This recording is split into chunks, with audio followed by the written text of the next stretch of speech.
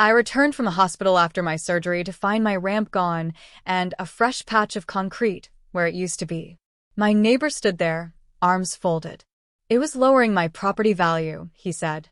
I couldn't even get inside my own home.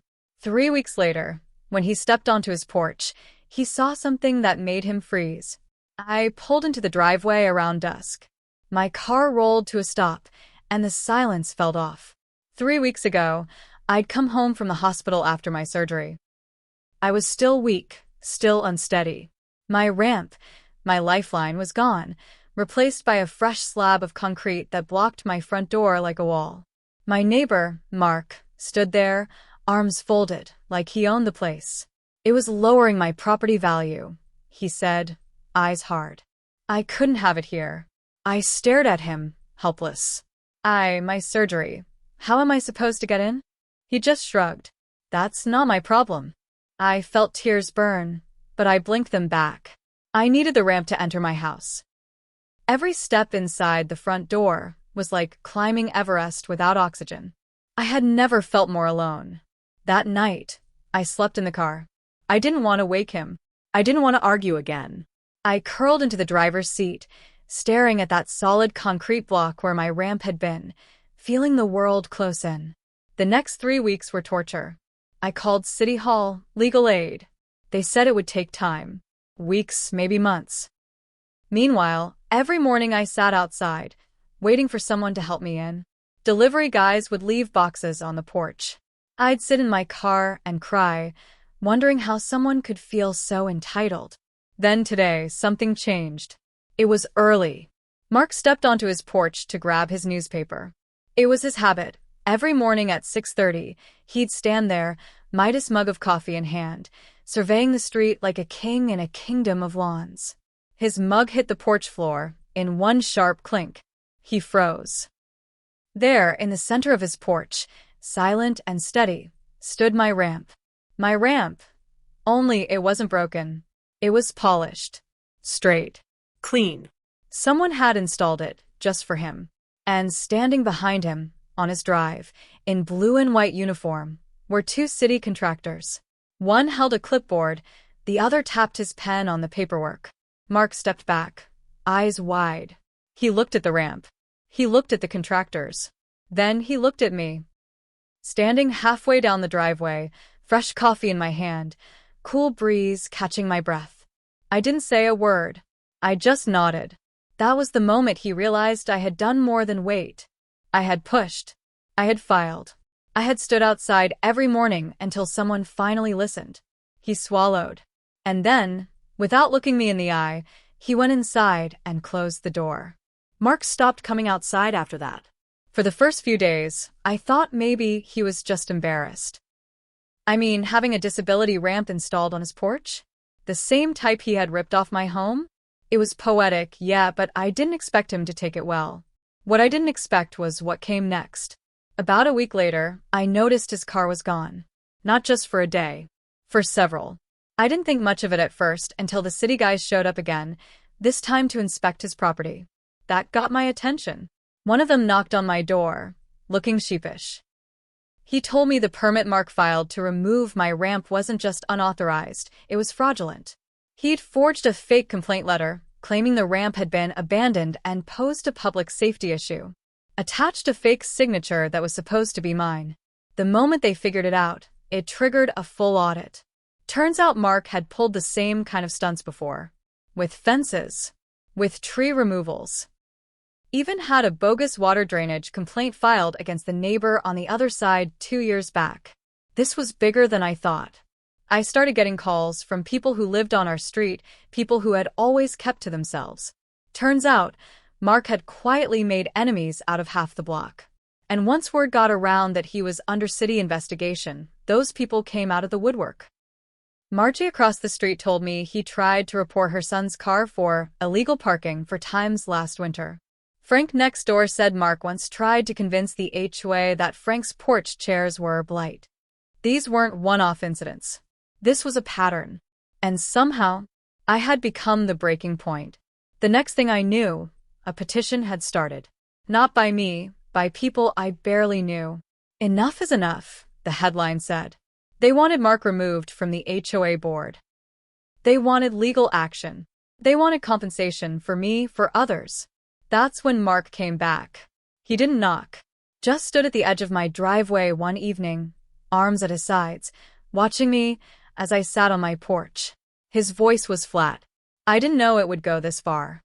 I didn't say anything. I just looked at him. He took a step forward. You got your ramp back. You could have let it go. I stood. My knees still hurt from the surgery.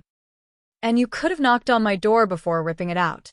His mouth opened, but no words came out. He just stood there, watching me like he was trying to figure out how everything had spun so far out of his control. Then he turned and walked away.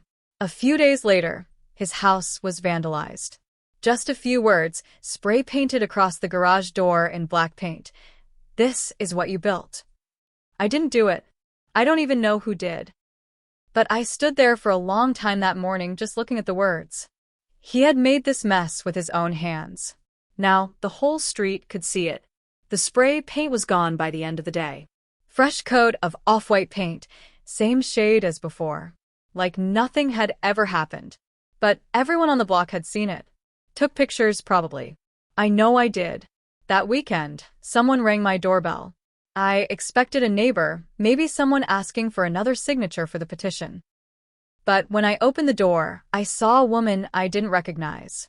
Mid-40s, stiff posture, eyes tired like she hadn't slept in days. Are you the one he did it to? She asked. I didn't answer. She looked past me at the ramp. I'm his sister, she said. Mark's. I nodded slowly. She looked down at her hands.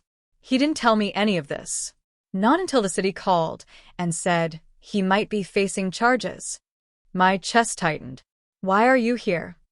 She looked up. Because he's not the only one who has to deal with the fallout. His name's on the property, but mine is too. Our parents left it to both of us. I live in Arizona, but now I've got attorneys calling me. People talking about lawsuits. I need to understand what happened. I let her sit on the porch with me. Told her everything. Not just about the ramp, but how I'd been stuck in my car for a night after surgery. How I'd cried on the phone trying to get legal help. How he'd stood there, proud of what he'd done, like it was his right. She didn't defend him. She just listened, said nothing for a while. Then she said something that stuck with me. He's always been like this. Controlling. Self-righteous. Our dad enabled it, and by the time he got older, there was no changing him. I didn't say anything. I'll talk to the lawyers, she said. He's not going to drag me down with him.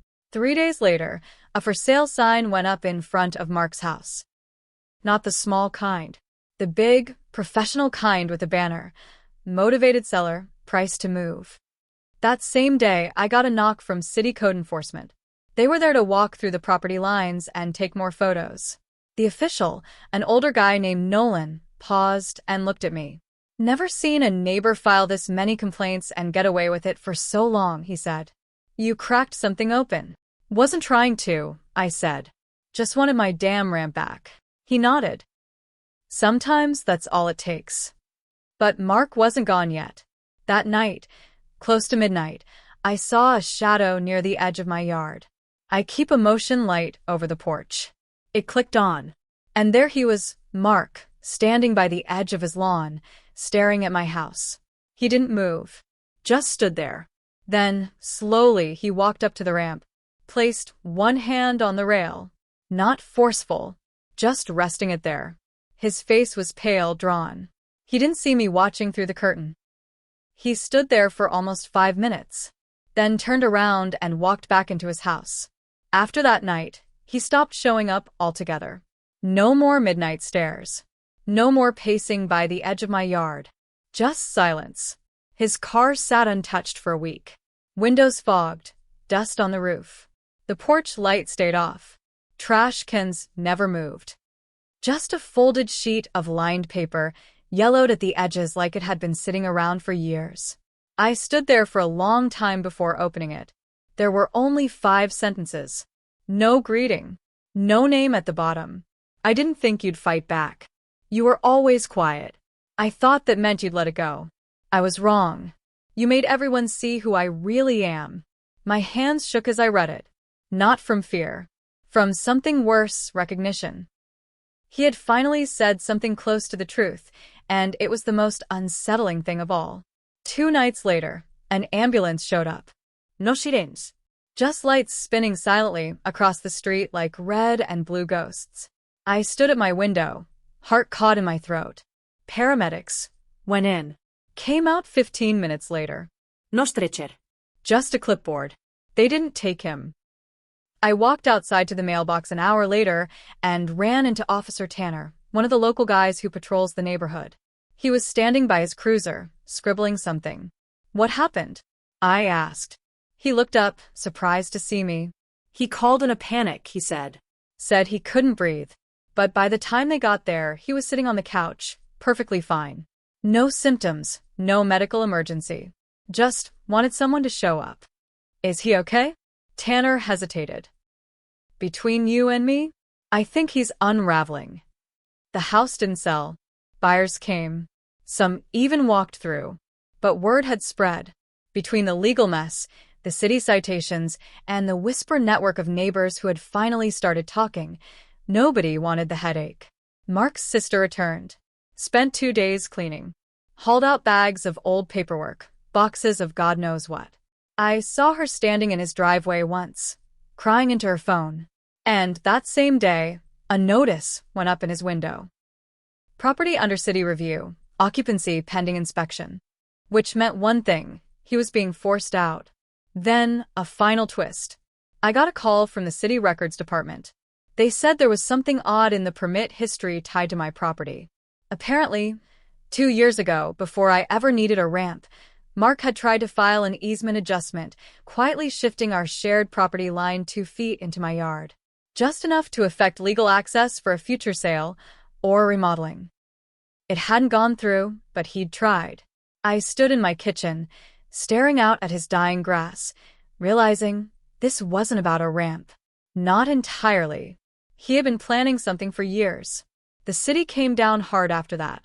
Turns out, the attempted easement shift, plus the fake permit for my ramp, plus all the other complaints, had triggered a full zoning review. The kind that takes months and pulls in every department: housing, utilities, records. They were untangling years of quiet sabotage.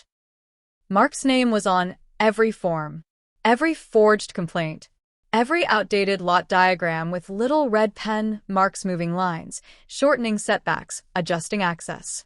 All neat, all subtle, all meant to push other people back while giving him a few extra feet of control. He hadn't just hated my ramp. He hated that the world didn't move around him. I heard from Margie again. Then Frank. Then the young couple down the block. All of them had found weird discrepancies in their property lines or past city documents. All of them linked back to the same thing. I was just the first one who had something visible, something public, ripped out. That's why it hit so hard when the city finally posted the sign. Notice of pending repossession, Administrative Code 41.6 violation. He hadn't just lost the sale. He was losing the house. And then one night, quiet, with no lights, no sirens, he was just gone. A moving truck showed up. Took maybe half his things. No one saw him. The blinds were drawn, the porch dark. The truck left before dawn. The house sat silent and hollow, like it was finally tired of holding secrets. That weekend, I walked past his porch. The ramp they'd installed, my ramp, was still there. Clean. Bolted. The surface still good. But the door behind it was locked for good. I stood there a long time, thinking about how much time I'd lost. How much pain it took for people to believe me. How the thing that helped me survive, just a ramp, had almost become the reason I couldn't live here anymore. I didn't touch the ramp. I didn't take a photo. I just turned around and walked home. Sometimes I still catch myself glancing across the street, expecting to see him standing there like before, arms folded, judging everything. But all I see now is a quiet porch with no lights and a ramp that leads to nowhere. And I think about how easy it is for someone to take something from you. Not just space or comfort, but dignity. The real damage wasn't the concrete or the stairs. It was knowing that someone saw me struggling and chose to make it harder.